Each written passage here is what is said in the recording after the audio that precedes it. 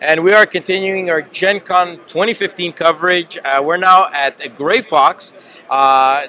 Joshua here is going to give us a demo of Champions of Midguard, which, as you can see, as the Dice Tower seal of approval.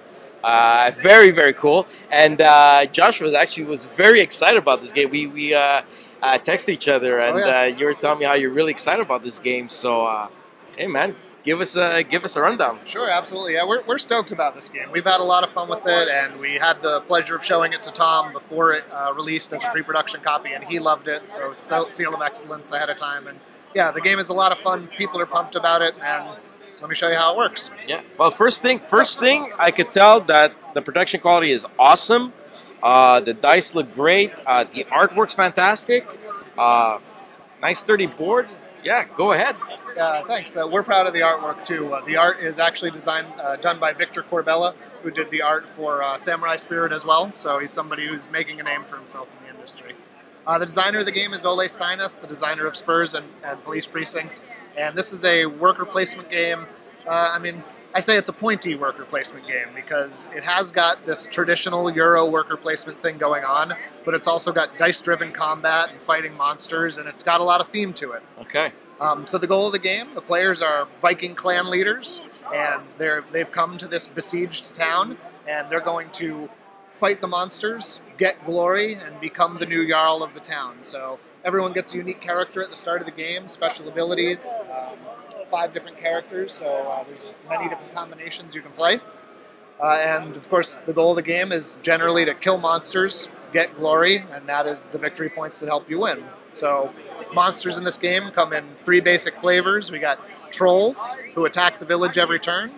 We've got these draugr, who are attacking neighboring villages. And down on these distant shores, we have the big monsters that you can actually take journeys over the sea to hunt and fight in their lairs. Oh man, that sounds really cool. Okay. Yep, so each of the monsters is a little bit different. The guys that require a journey are worth a lot of victory points. The draugr are worth less victory points, but you get a reward in coins for saving the villages. And the troll, who attacks the town, is this mechanic that lets you manipulate what we call blame. And blame is a resource in the game. If nobody kills that troll, the townspeople blame everybody for the fact that he attacked and nobody did anything about it. Okay. But if you've killed the troll, you get to give up a little of your blame and make somebody else take some. So a little reminder, hey, I killed that troll for you townsfolk. What has this guy done for you That's lately? a very cool mechanic. Okay. Yeah, so it's a lot of fun.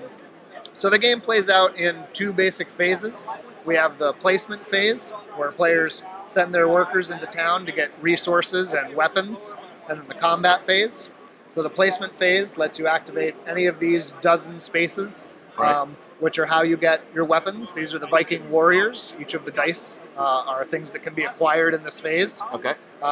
You can end up using the currency that you have, money, to donate to the church and get favor of the gods, which is re-rolls for the eventual combat round. Very cool. Yep. Okay. You can head to the runesmith and have him carve these runes of power for you, which are one-time abilities that let you mitigate your luck for dice rolling or give you bonus points. Luck or mitigation, like that. very important in dice games. For me anyways. Yeah, and some standard things as well. Taking food, resources, money, start player marker, and so on. There's a way to get more workers. And these 4 locations are market locations. They vary from game to game. So based on the number of players that you have, you shuffle a series of these tiles, you add a certain amount of each type, and these will be static once the game is set up, but each game will be different based on the so for replayability value, that's really cool. Okay.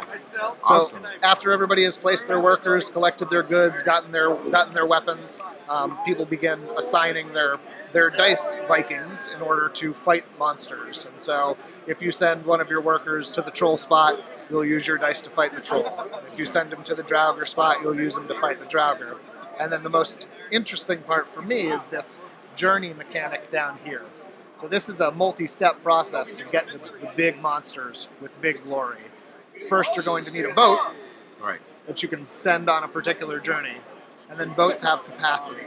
So for that capacity, you can stick in a certain amount of your warriors and a certain amount of food to feed the guys on your journey. And as they sail across the ocean, they have an event. Oh, Sometimes it's all quiet, right? And life is good.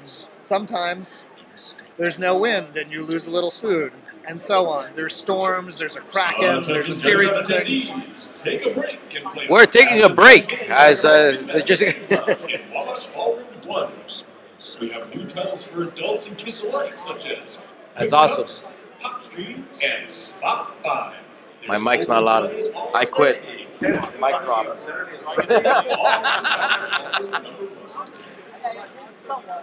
All right, and I think we're back. We are back. The gods of Gen Con has said we're back. Sorry, right. Joshua, go ahead. No, that's great. I was just talking about the journeys. So there's a series of different events that you can have before you reach your destination. And when you arrive, you must feed the Vikings that you've brought. And then whoever has survived the journey and had enough to eat will go on to fight these monsters. Okay.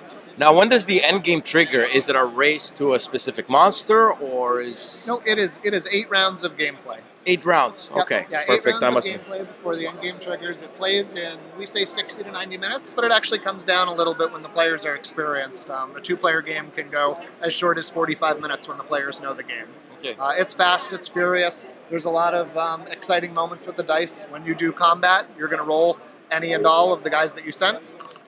And weapon results are hits. Shield results negate some damage that you would take after you've dealt damage to a monster. If you've had enough to kill them, you claim the reward that is indicated on the card. Okay. If you don't have enough to kill them, you show how much damage you dealt to them, you take your casualties based on their damage, and then you roll again. Okay. And, mitigated with your favor tokens that let you reroll. The journeys can also be planned for. That random element is something you can go to the Sage's Hut and have a peek at those cards before you very commit. cool. Yeah. This looks interesting. Honestly, I can see the Euro influence in this game and the American style of the dice rolling. This looks really, really good. So check it out. Champion of Midguard right here. This is great, man. This looks great. We can't wait Very to good. play Thanks this so game. much. Thanks a lot, Joshua. Sure thing. My pleasure. Take care.